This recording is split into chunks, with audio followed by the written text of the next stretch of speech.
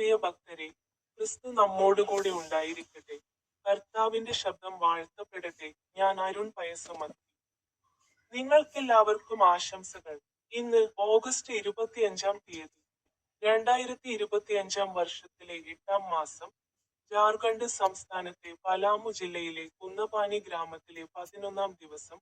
അതിരാവിലെ സൂര്യപ്രകാശത്തിൽ നിൽക്കുമ്പോൾ ഉണങ്ങിയ ഇടതൂർന്ന മരങ്ങൾക്കടുത്തുള്ള മരത്തിനു മുന്നിൽ ജനക്കൂട്ടത്തോടൊപ്പം ഞാനും ചേർന്നു.